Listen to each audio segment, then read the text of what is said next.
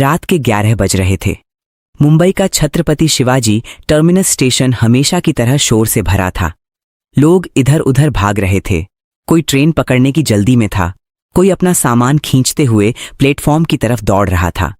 चाय वाले की आवाजें, कुलियों की पुकार और ट्रेन के इंजन की गड़गड़ाहट सब मिलकर एक अजीब सा शोर बना रहे थे।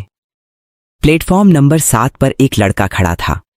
उसके कंधे पर एक पुराना थैला था जिसकी सिलाई कई जगह से उधड़ चुकी थी। पैरों में साधारण चप्पलें थीं। कुर्ता सफेद था लेकिन कई बार धोने की वजह से थोड़ा पीला पड़ गया था। बाल थोड़े बिखरे हुए थे, जैसे उसने आज कंघी करने की जहमत नहीं उठाई। उसका नाम था आर्यन। आर्यन की उम्र कोई 25-26 साल रही होगी। चेहरे पर एक अजीब सी शांति थी, न घबराहट न जल्दबाजी। वो बस खड़ा था और ट्रेन का इंतजार कर रहा था। उसकी आंखें प्लेटफॉर्म पर आने जाने वाले लोगों को देख रही थीं, जैसे वो किसी और दुनिया में हो। पास ही एक बुजुर्ग औरत बैठी थी जिनके पास एक बड़ा बक्सा था। वो उसे उठाने की कोशिश कर रही थी लेकिन उठा नहीं पा रही थी। आर्यन ने बिना कुछ सोचे उनके पास जाकर कहा, अम्मा, कहाँ जाना है? मैं उठा देता हूं। बुजुर्ग औरत ने उसे देखा और मुस्कुराई। बेटा, S3 बोगी में जाना है। चलिए, मैं छोड़ देता हूं। आर्यन ने उनका भारी बक्सा उठाया और उन्हें लेकर चल दिया। पास खड़े कुछ लोगों ने देखा। किसी ने कुछ नहीं कहा। उसी प्लेटफॉर्म के दूसरे छोर पर एक लड़की खड़ी थी। वो रेलवे की वर्दी में थी। नीली साड़ी, कमर में बेल्ट, हाथ में टिकट चेकिंग की मशीन और चेहरे पर एक ऐसा भाव जो बता रहा था कि वो यहां काम करने नहीं, राज करने आई है। उसका नाम था रिया सिंह। उम्र 23 साल। Railway TTE travelling ticket examiner. पिछले 1 साल से इस रूट पर काम कर रही थी। पढ़ी लिखी, होशियार और अपने काम में कुशल।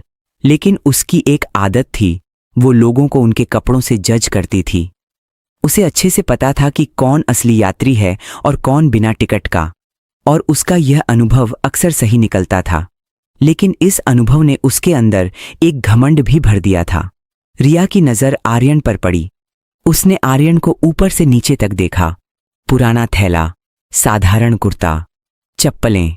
उसके मन में एक विचार आया, पक्का बिना टिकट का होगा। ट्रेन आई, राजधानी एक्सप्रेस, दिल्ली जाने वाली। लोग चढ़ने लगे।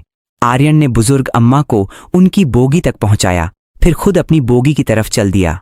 वो A1 बोगी की तरफ बढ़ा। रिया की नजर उस पर थी। A1 फर्स्ट AC, सबसे महंगी बोगी। रिया को लगा, ये लड़का A1 में क्या करेगा? जरूर गलत बोगी में घुसने की कोशिश कर रहा है। वो तेज कदमों से आर्यन के पास आई। रुकिए। आर्यन रुका। उसने पलटकर देखा। टिकट। आर्यन ने अपने थैले में हाथ डाला और एक टिकट निकाला। रिया ने टिकट लिया, देखा, फिर एक बार आर्यन को देखा, फिर टिकट देखा।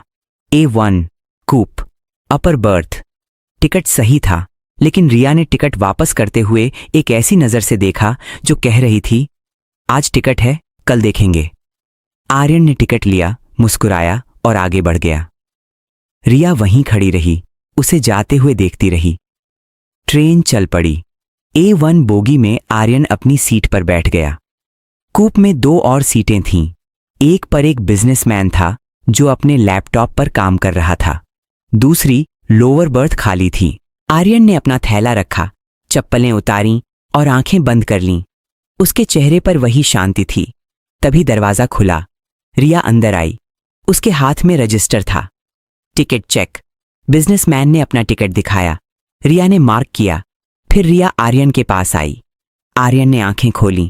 टिकट अभी तो दिखाया था, फिर दिखाइए, रूल्स हैं। आर्यन ने बिना कुछ कहे टिकट निकाला और दिया। रिया ने ध्यान से देखा, सब सही था, लेकिन उसने एक नई बात निकाली।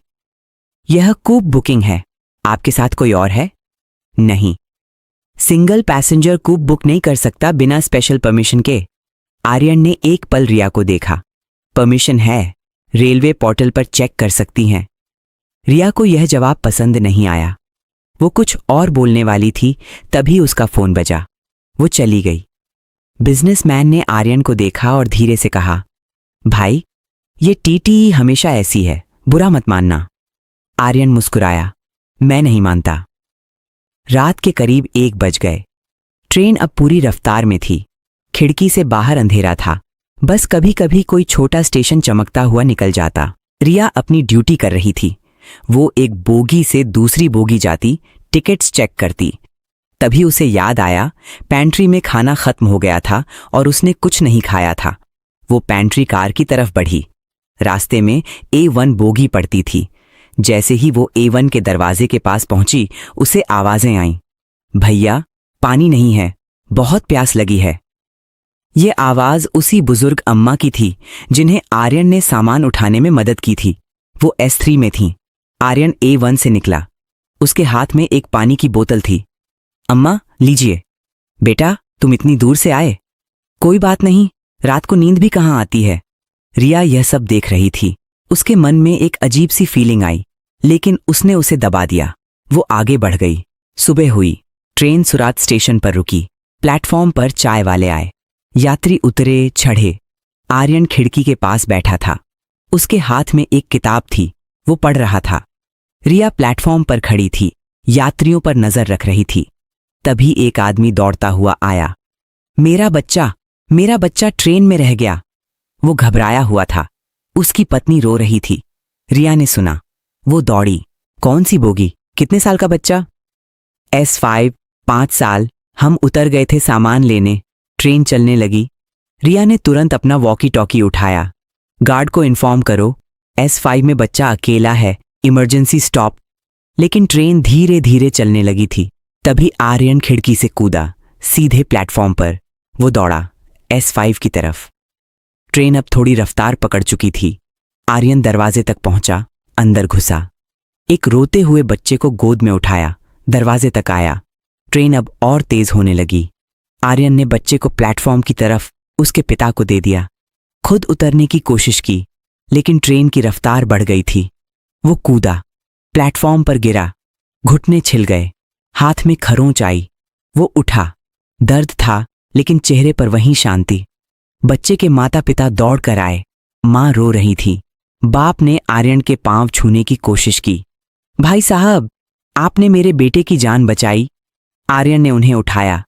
यह तो करना ही था। बच्चा ठीक है ना? बच्चा अब रो नहीं रहा था। वो आर्यन को देख रहा था। रिया यह सब देख रही थी।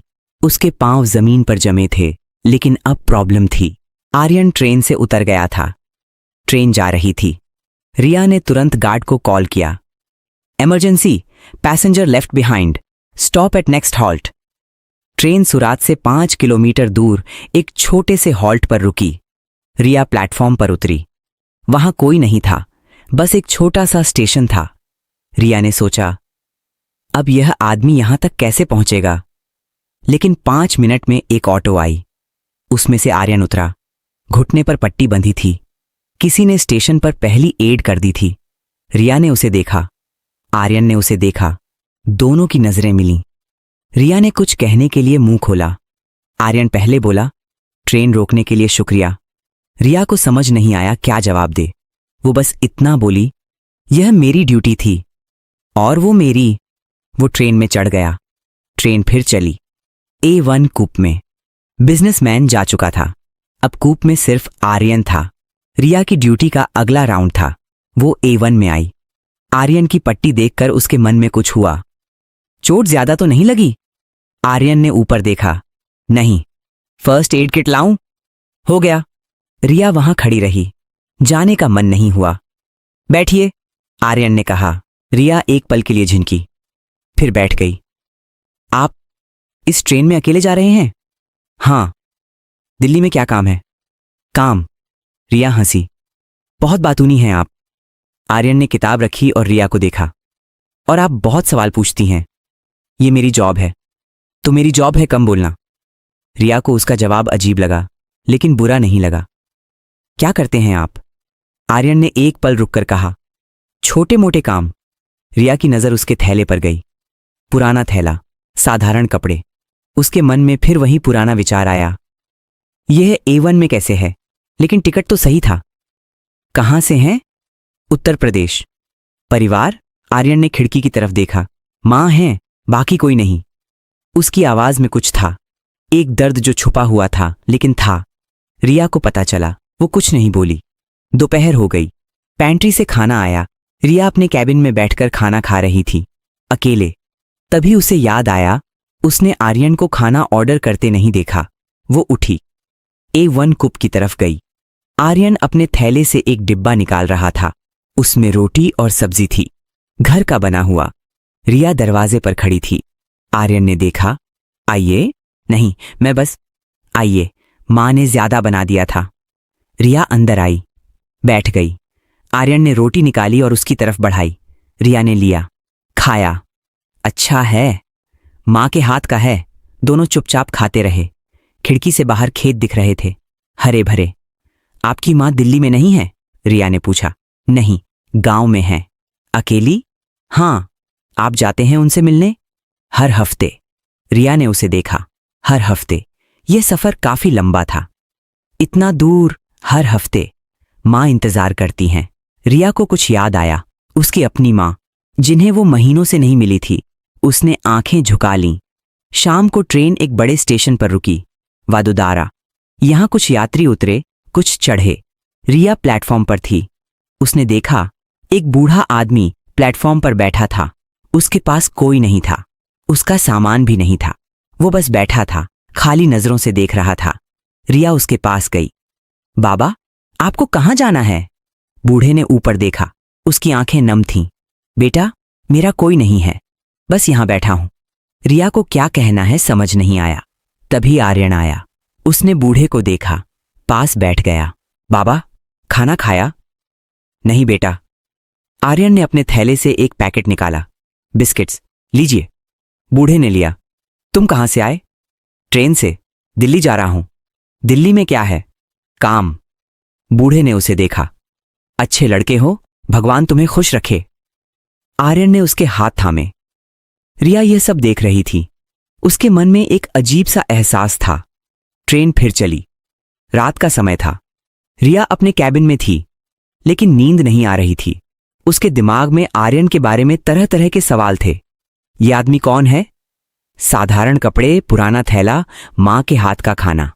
लेकिन A1 में टिकट, शांत स्वभाव और एक ऐसी नजर जो लगती है जैसे दुनिया की हर बात पता हो। उसने अपना फोन निकाला, टिकट का नाम चेक किया, आर्यन मल्होत्रा। उसने गूगल किया और जो उसे मिला, उसके हाथ से फोन गिरते गिरते बचा। स्क्रीन पर था, Aryan Malhotra, CEO, Malhotra enterprises, Forbes India 30 under 30, net worth 850 crore. उसकी फोटो भी थी, वही चेहरा, वही शांत आंखें, लेकिन फोटो में वो एक सूट में था। रिया की सांसें रुक गईं। 850 करोड़, और वो थैले में मां के हाथ की रोटी लेकर ट्रेन में सफर कर रहा है, A1 में, सबसे ऊपर। रिया को अपनी वो पहली नजर याद आई, जब उसने आर्यन को प्लेटफॉर्म पर देखा था और सोचा था, पक्का बिना टिकट का होगा। उसे अपने वो सवाल याद आए जो उसने इतने रूखेपन से पूछे थे। उसे वो नजर याद आई जो उसने टिकट देखते हुए दी थी। उसके गाल लाल हो गए, शर्म से। रिया कैबिन से बाहर निकली, वो A1 की तरफ चली। कूप का दरवाजा बंद था। उसने धीरे से नॉक किया, कोई जवाब नहीं। उसने हैंडल घुमाया, दरवाजा खुला। अंदर आर्यन था। वो सो नहीं रहा था, खिड़की के पास बैठा था, अंधेरे में बाहर देख रहा था। आप सो नहीं रहे? नींद नहीं आई। रिया अंदर आई, दरवाजा बंद किया, सामने बैठ गई। लंबी चुप्पी। फिर रिया ने कहा, मुझे माफ कर दीजिए। आर्यन ने उसे देखा। किस लिए? शुरू में जब मैंने आपसे बात की, मेरा तरीका सही नहीं था। आप अपना काम कर रही थीं। नहीं, रिया की आवाज में कुछ था। मैंने आपको जज किया, आपके कपड़ों से, आपके थैले से। आर्यन कुछ नहीं बोला। आप वो है ना, आर्यन मल्होत्रा, फोर्ब्स वाले? एक लंबी चुप्पी। हां, रिया की आंखें भर आईं। फिर आप ऐसे, इस तरह क्या? ये कपड़े, ये थैला, ये ट्रेन में सफर। आर्यन ने उसे देखा। उसकी आंखों में एक गहराई थी। बैठिए, एक बात बताता हूं। मेरे पिता ने बहुत मेहनत की थी। वो एक छोटे से गांव से आए थे। उन्होंने जिंदगी में बहुत कुछ झेला, अपमान, गरीबी, संघर्ष। लेकिन उन्होंने कभी खुद को बदला नहीं। जब मैं बड़ा हुआ, उन्होंने मुझसे एक बात कही, आर्यन, पैसा आता जाता है, लेकिन इंसान वही रहता है जो वो अंदर से है। कभी अपने रूट्स मत भूलना। मेरे पिता नहीं रहे 3 साल पहले। उनके जाने के बाद मैंने सोचा, क्या मैं वो बन गया जो वो नहीं बनना चाहते थे? तो मैंने एक काम किया। हर हफ्ते गांव जाता हूं, मां के हाथ का खाना खाता हूं, साधारण कपड़े पहनता हूं, ट्रेन में सफर करता हूं। इसलिए नहीं कि मेरे पास पैसे नहीं हैं, बल्कि इसलिए कि मुझे याद रहे, ये सब चला गया तो भी मैं कौन हूं। रिया की आंखों से आंसू बह रहे थे। मेरी मां ने भी यही कहा था। मैंने कभी सुना नहीं। कब से नहीं मिली उनसे? 4 महीने हो गए। क्यों? काम, पोस्टिंग, बहाने। आर्यन ने कहा। दिल्ली के बाद अगला स्टेशन कहां है उनका? लखनऊ। दिल्ली से लखनऊ 3 घंटे है, इतवार को जाइए। रिया हंसी, रोते हुए हंसी। आप बहुत अजीब हैं, ये बहुत लोग कहते हैं। रात गहरी हो गई। दोनों बातें करते रहे। आर्यन ने बताया कैसे उसने 22 साल की उम्र में पहली कंपनी शुरू की थी, कैसे पहले 6 महीने में उसे रिजेक्ट किया गया, कैसे मां ने गहने बेचे थे उसकी मदद के लिए। रिया ने बताया कैसे उसने यूपीएससी के लिए 3 बार कोशिश की थी, नहीं हुई। फिर रेलवे एग्जाम दिया, यहां आ गई, लेकिन अंदर से एक खालीपन था। क्या आप खुश हैं इस जॉब में? आर्यन ने पूछा। रिया ने सोचा, कभी कभी। तो बाकी वक्त लगता है कुछ छूट गया। क्या? पता नहीं, शायद वो इंसान जो मैं बनना चाहती थी, वो इंसान अभी भी है, बस भटक गई है। रिया ने उसे देखा। आप बहुत क्लियरली सोचते हैं। नहीं, मैं बहुत गलतियां करता हूं, लेकिन एक बात पता है, जब हम किसी और को जज करते हैं तो असल में हम खुद से डरते हैं। रिया को अपनी वो आदत याद आई, लोगों को कपड़ों से जज करना। मैं बदलूंगी, जानता हूं। आपको कैसे पता? क्योंकि जिसे पता चल जाए कि वो गलत था, वो पहले से आधा बदल जाता है। सुबह हुई। ट्रेन दिल्ली पहुंचने वाली थी। आर्यन अपना थैला पैक कर रहा था। रिया कुप के दरवाजे पर खड़ी थी। दिल्ली आ गई? हां। आप कब वापस जाएंगे? अगले हफ्ते। इसी ट्रेन से? हमेशा। रिया मुस्कुराई। तो अगली बार टिकट जरूर दिखाइएगा। आर्यन हंसा। यह पहली बार था जब उसने जोर से हंसा था। उसकी हंसी में एक गर्माहट थी। दिखाऊंगा, और शायद रोटी भी लाऊंगा। रिया की आंखें नम हो गईं। वो रोटी बहुत अच्छी थी। मां को बताऊंगा। ट्रेन स्टेशन पर रुकी। आर्यन उतरा। प्लेटफॉर्म पर मुड़कर उसने एक बार रिया को देखा। रिया दरवाजे पर खड़ी थी। दोनों ने एक दूसरे को देखा, बिना कुछ कहे। कभी कभी कुछ कहने की जरूरत नहीं होती। 3 हफ्ते बाद, वही ट्रेन, वही रूट। रिया ड्यूटी पर थी। A1 कूप। दरवाजा खुला। वही पुराना थैला, वही सफेद कुर्ता, वही शांत चेहरा। आर्यन। रिया के होंठों पर एक मुस्कान आई। आर्यन ने थैला रखा, फिर रिया की तरफ देखा। उसने थैले से एक डब्बा निकाला। मां ने भेजा है। कहां? जो लड़की रोज ट्रेन में रहती है, उसे घर का खाना कहां मिलता होगा? रिया की आंखें भर आईं। उसने डब्बा लिया। आपकी मां ने मेरे लिए बनाया? उन्होंने कहा, बेटे, उसका नाम बताया तो नहीं था, लेकिन जो भी है उसके लिए भेज दे। रिया हंसी, रोते हुए। रिया, मेरा नाम रिया है। जानता हूं। तब से जानते थे? टिकट पर था। रिया ने उसे हल्के से मारा। आप बहुत अनोइंग हैं। यह भी बहुत लोग कहते हैं। वो रात, ट्रेन के उस कूप में, 2 अजनबी जो दोस्त बन गए थे। एक जो दुनिया की नजर में अमीर था, लेकिन अपनी जड़ों से जुड़ा था। एक जो जिंदगी में भटक गई थी, लेकिन रास्ता मिल गया। खिड़की से बाहर रात थी, ट्रेन चल रही थी, और अंदर 2 लोग, एक दबा, मां के हाथ की रोटी, और एक ऐसी चुप्पी जिसमें बहुत कुछ कहा गया था। कभी कभी जिंदगी की सबसे जरूरी मुलाकातें सबसे साधारण जगहों पर होती हैं। एक ट्रेन में, एक रात में, एक अजनबी के साथ, जो असल में उतना अजनबी नहीं था। समाप्त।